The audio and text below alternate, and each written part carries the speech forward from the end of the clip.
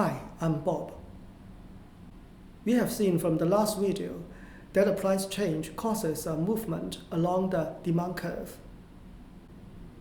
Today, we will explore the other factors that influence the quantity demanded. A change in any factor other than the price of the good causes a shift of the demand curve, rather than a movement along the demand curve. Here's the demand curve for the ice cream cones we have already seen in last video. Any factor that raises the quantity consumers wish to purchase at any given price shifts the demand curve to the right. Any factor that lowers the quantity consumers wish to purchase at any given price shifts the demand curve to the left. Many variables can shift the demand curve. The first factor is income. Before we talk about how income affects demand, let me introduce the concepts of normal goods and inferior goods. If the demand for good falls when income falls, the good is called a normal good. Most goods are normal goods. On the other hand, a good is called an inferior good if less of it is demanded as income rises.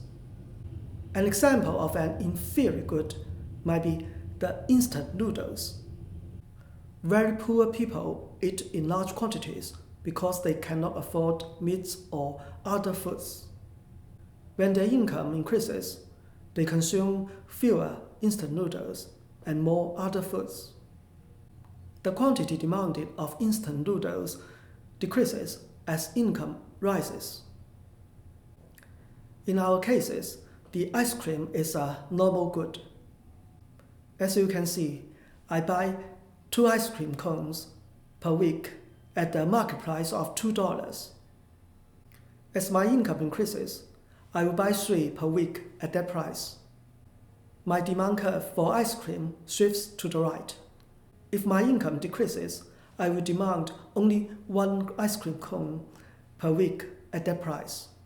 My demand curve for ice cream shifts to the left. The prices of related goods also affect the consumer's purchase decisions. I like regular ice cream cones. I also love mochi ice cream.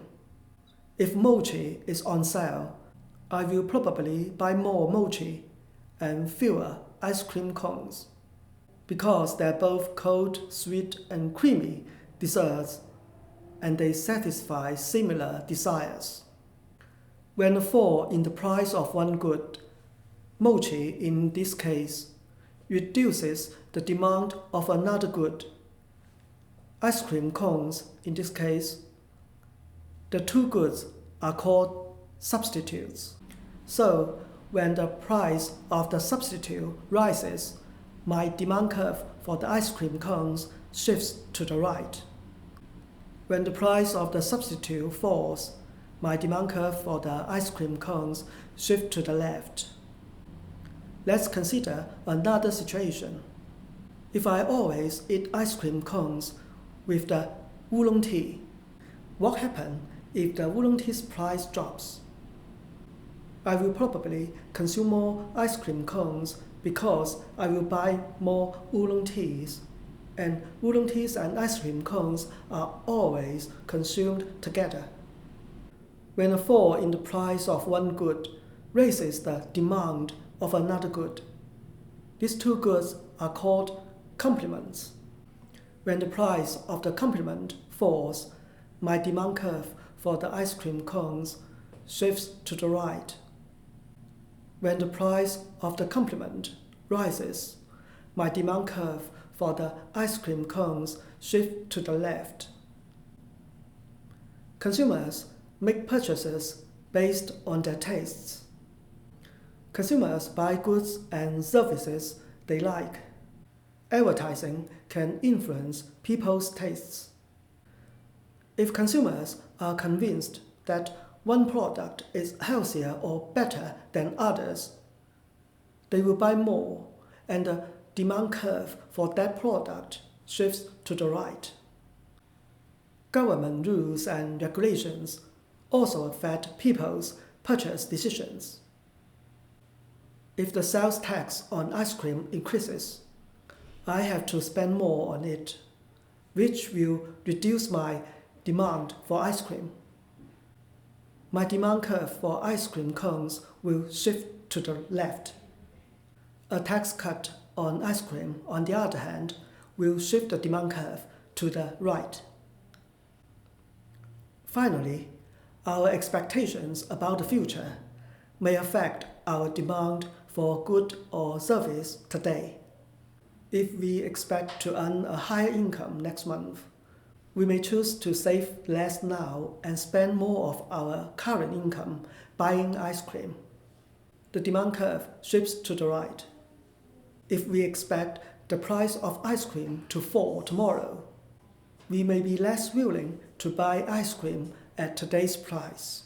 So the demand curve for today shifts to the left. All the above factors will affect the quantity demanded of the goods and shift the demand curve. These variables are income, prices of related goods, tastes, government's actions, and expectations. We should distinguish between the movement along a demand curve and the shift of the demand curve. Keep in mind that a change in the price of goods causes the movement along the demand curve. A change in any other factor besides the price of the good causes a shift of the demand curve. Thank you for watching this video and subscribing to my YouTube channel. See you next time.